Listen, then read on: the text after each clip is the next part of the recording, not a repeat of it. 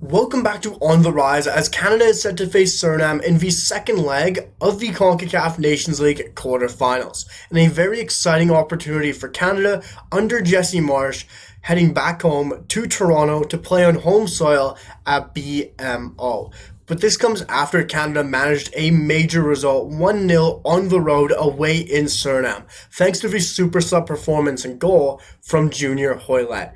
But this comes from a major road trip, playing in the heat in one of the longest away days in CONCACAF against Suriname on the road. So it's a very impressive 1-0 advantage that Canada sees themselves going back home with. But ultimately, and more exciting, Jesse Marsch has a major opportunity to send Canada to a semi-final.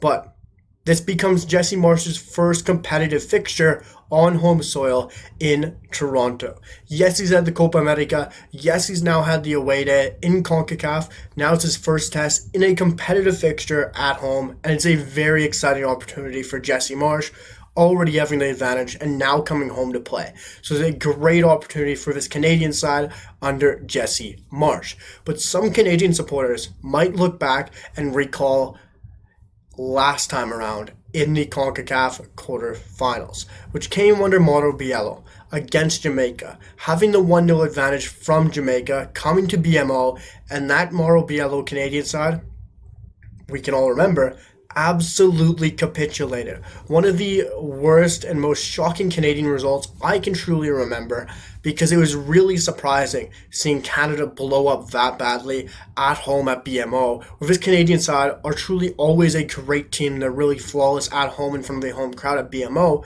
and seeing them fall apart against Jamaica that day so badly was a real shock. So I don't think this might be a very bold, a very rogue claim. Let me know your guys' thoughts about this in the comments. But personally, I don't think this Canadian side under Jesse Marsch has that sort of result in them. Can be blown up, can be capitulated that badly with a 1-0 advantage. I'm not saying Suriname are a bad side. And them and Jamaica aren't crazy far off. They're both decent squads. I'm just saying I don't think this new squad of this completely new era under Jesse Marsch has the ability to blow up, shock, capitulate that badly under Jesse Marsch. I think Jesse Marsch has a completely new squad. It's a better team. He is a better manager, no offense to Mauro Biello, but this team is completely in a different stage than it was last time, and I don't think that sort of result against Suriname is possible this time around. I might be wrong, but I just don't see it. But guys, we're going to jump straight into the match preview for the second leg. But before we do, let me know your thoughts in the comments on the match. What might happen in leg 2 in your opinion? On your score prediction and also lineup prediction, because I'm going to give it all, guys, in my match preview. Before we do, also smash that sub button, guys. We're so close to 500 subscribers, and hit that like button, guys, because the support has been absolutely incredible, and we're going to jump straight into it. As Canada is set to take on Suriname in the second leg, and this is a major second leg, guys, because semi-final in the Concacaf Nations League might not sound really exciting to some Canadian supporters, especially newer Canadian supporters who are joining in from the Copa America. But the Concacaf Nations League is now a great opportunity for Canada to win silverware for the first time in forever, and a great opportunity under Jesse Marsch, especially for this side to build confidence, to build growth under each other, and just as a squad together, just to bond and win that silverware would mean so much to Canada soccer and Jesse Marsch and this Canadian team, especially heading into 2026. And the more competitive fixtures you get against bigger sides like USA, Mexico, Jamaica, Panama, Costa Rica, all of these sides, especially in a semi-final or in a final, is also crucial heading into 2026. And I think they have a great opportunity here now with that 1-0 advantage heading into BMO. I don't see a way Canada blows this up. And I think Canada heading to BMO is going to be a great chance with the home fans backing them, with a better pitch where it's not absolutely boiling hot, to go out there and beat Suriname convincingly. I predicted a 3-0 result in the first leg, and I could easily see a 2 or 3-0 result in the second leg for multiple reasons. Looking at the Suriname team, this is a side who I told everyone in my preview that I thought that they're a very technical side. They love to play with the ball. They like to control possession, and they very well do. But they were horrendous at it in the first leg at home, in their heat, in their conditions, with their home fans against Canada. And that could have been down to multiple things.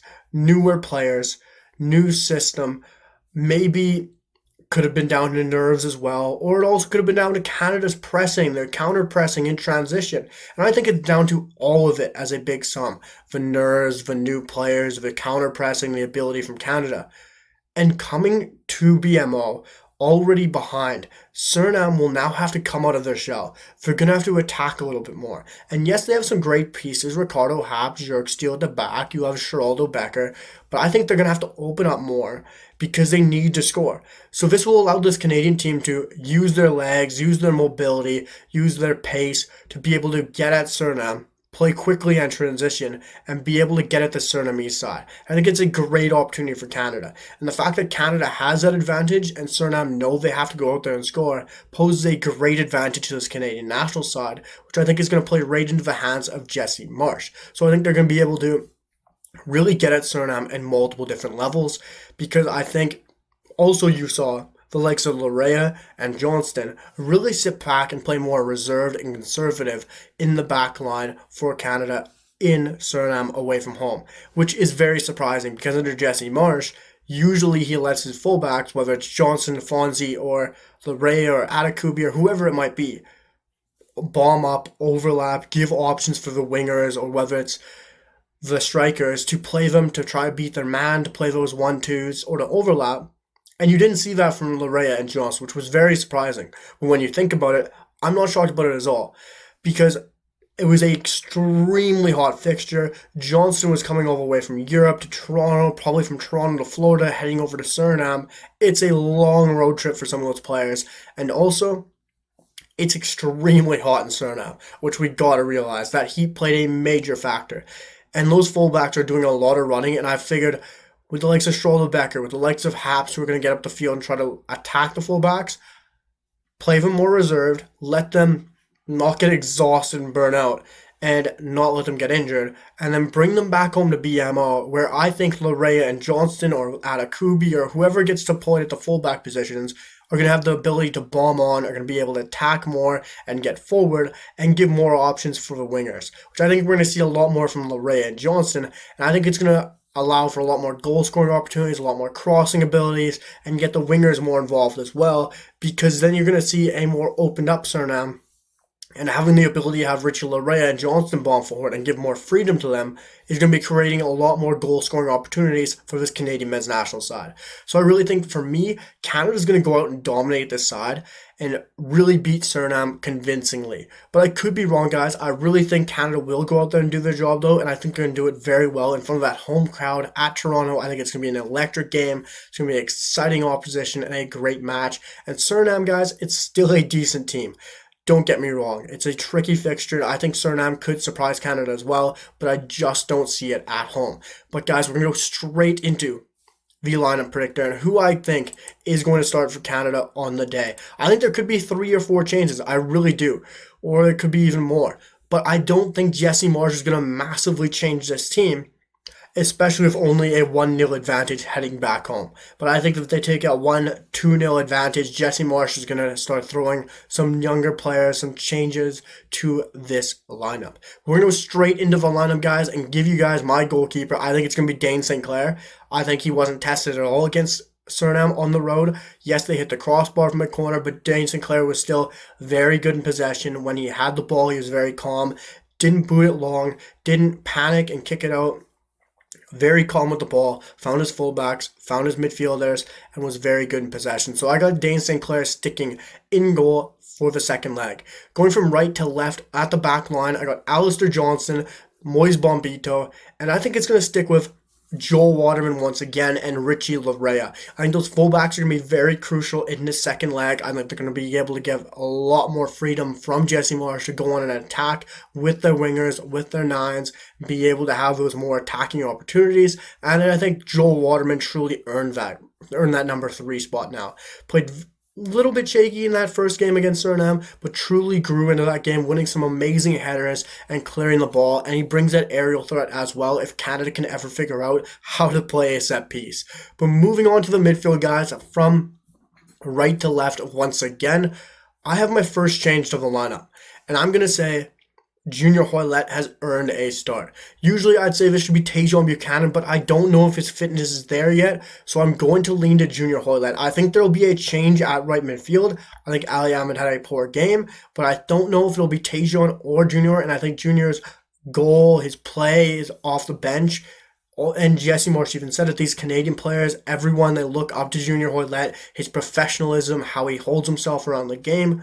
I think Junior Hoylett just earned it off that first performance, and I think he's going to start at right midfield. Moving into the heart of that midfield, the center mids, I'm going with Stefan Eustaquio. Yes, it's a hot condition in Suriname, and I think he will come off after 60 minutes when we are in the lead for whether it's Jonathan Osorio or Nico Sigor. And then next to him, I'm going to go with Mathieu Choinière. I think one of those two midfielders, Ismail Kone or Stefan Eustaquio, is going to get a rest. And I don't think you pull out your captain, Stefan Eustaquio. With Davies already not there, I think you need to keep that veteran presence-ship with Stefan Eustaquio in the heart of that midfield to be able to control the game, to be able to make things happen, to play beautiful balls.